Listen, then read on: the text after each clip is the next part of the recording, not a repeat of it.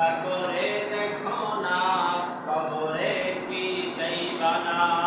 ওই কবরে আল্লাহ ছাড়া বন্ধু কেহ থাকবে না ওই কবরে আল্লাহ ছাড়া বন্ধু কেহ থাকবে না চিন্তা করে দেখো না কবরে কি যাইবা না চিন্তা করে দেখো না কবরে কি যাইবা না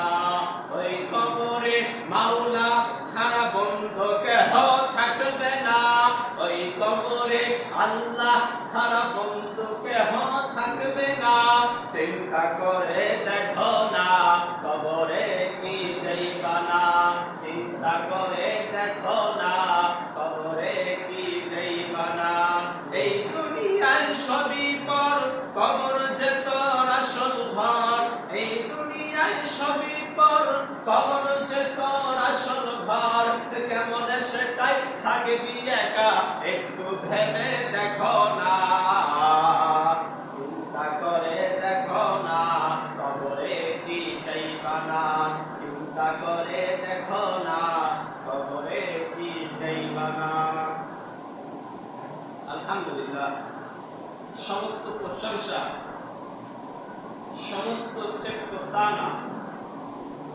সমস্ত গুণগান একমাত্র আল্লাহ সুবহানাহু ওয়া তাআলার জন্য যে আল্লাহ রাব্বুল আলামিন আমাদেরকে সুস্থ রেখে সুস্থ শরীর রেখে আমাদেরকে মসজিদে আসা সুন্নাত পড়ে খুতবা শোনা তৌফিক দান করলেন সে আল্লাহ রাব্বুল আলামিনের জন্য শুকরিয়া আলহামদুলিল্লাহ অতএব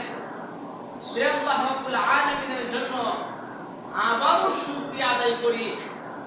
যে আল্লাহ রাব্বুল আলামিন আমাদেরকে হাত দিলেন পা দিলেন চক্ষু দিলেন মুখ দিলেন এত কিছু আল্লাহ রাব্বুল আলামিন আমাদেরকে দান করলেন শক্তি দিলেন কথা বলার শক্তি যে সময় আমরা মানুষ কথা বলতে পারতাম না আমরা মানুষ চলাফেরা করতে পারতাম না আমরা মানুষ আমাদের কোনো অস্তিত্বই ছিল না আল্লাহ রাব্বুল আলামিন আমাদেরকে এত সুন্দর করে অস্তিত্ব দিয়েছেন আমাদেরকে আল্লাহ রাব্বুল আলামিন এই সুন্দর চেহারা দিয়েছেন হাত দিয়েছেন পা দিয়েছেন চক্ষু দিয়েছেন মুখ দিয়েছেন এত কিছু আল্লাহ রাব্বুল আলামিন আমাদেরকে দান করলেন সে আল্লাহ রাব্বুল আলামিনের জন্য আওয়াজ তুলে জবান খুলে বলি আলহামদুলিল্লাহ অতএব দরুদ ঘোষিত হোক সেই মানবতা মুক্তির দূত আহমদ মুস্তাফা সকলে বলি সাল্লাল্লাহু আলাইহি ওয়াসাল্লাম যে নবী আমাদেরকে দিয়ে গেলেন শান্তির ধর্ম এই শান্তির ধর্ম যদি আমরা বাস্তবায়ন করে চলতে পারি আমাদের ইহকালে শান্তি পরকালে মুক্তি পাবো যে রাসূল সাল্লাল্লাহু আলাইহি ওয়াসাল্লাম আমাদেরকে এই শান্তির ধর্ম দিয়ে গেলেন কত কষ্ট করে আল্লাহ রাসূল সাল্লাল্লাহু আলাইহি ওয়াসাল্লাম এই ইসলামকে টিকে রেখেছিলেন এই ইসলামকে আল্লাহ রাব্বুল আল্লাহ রাসূল সাল্লাল্লাহু আলাইহি ওয়াসাল্লাম এত কষ্ট করে এত পরিশ্রম করে আমাদের মাঝে দিয়ে গেলেন ইসলাম ধর্ম এই ধর্ম যদি কোনো ব্যক্তি মানতে পারে মানতে বাস্তবায়ন করতে পারে তাহলে ওই ব্যক্তি সফলকাম সেই রাসূল সাল্লাল্লাহু আলাইহি ওয়াসাল্লাম এত সুন্দর একটা ধর্ম দিয়ে গেলেন সেই রাসূল সাল্লাল্লাহু আলাইহি ওয়াসাল্লামের প্রতি দরুদ পাঠ করি সাল্লাল্লাহু আলাইহি ওয়াসাল্লাম সম্মানিত উপস্থিতি আমি কুরআনুল কারীম থেকে দুইখানা আয়াত তেলাওয়াত করেছি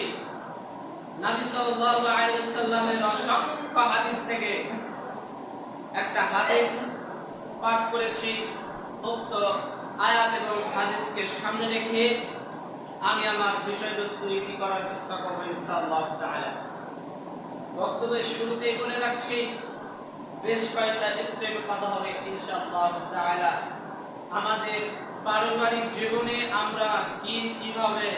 আমাদের জীবনকে গঠন করব এই বিষয়ে আলোচনা হবে। মৃত্যু সম্পর্কে কিছু আলোচনা হবে। আমরা এই দুনিয়াবিমুখী, এত আমরা দুনিয়াবিমুখী হয়ে থাকি, এই সম্পর্কে কিছু আলোচনা করব ইনশাআল্লাহ তাআলা। আর বেশ কয়েকটা স্টেপে আজকে আলোচনা হবে ইনশাআল্লাহ তাআলা। প্রথমে আসি, আমাদের জীবনকে আমরা কি দিয়ে সাজাবো? আল্লাহ রাব্বুল আলামিন যে আমাদেরকে যে জীবন দিলেন, এটা কি খামাখাই কি আল্লাহ রাব্বুল আলামিন জীবন দিলেন? এর পেছনে একটা রহস্য রয়েছে। আল্লাহ রাব্বুল আলামিন আমাদেরকে এমনিতে সৃষ্টি করেননি। আল্লাহ রাব্বুল আলামিন শুধুমাত্র মানুষ এবং জিনদেরকে একমাত্র তার ইবাদত করার জন্য আল্লাহ রাব্বুল আলামিন মানুষদেরকে সৃষ্টি করলেন। তো শুধুমাত্র সালাত পড়াই শুধু ইবাদত? জি না, শুধুমাত্র যে আমরা সালাত পড়বো, এই সালাত পড়ে আমরা জান্নাতে যাব এমনও কোরআন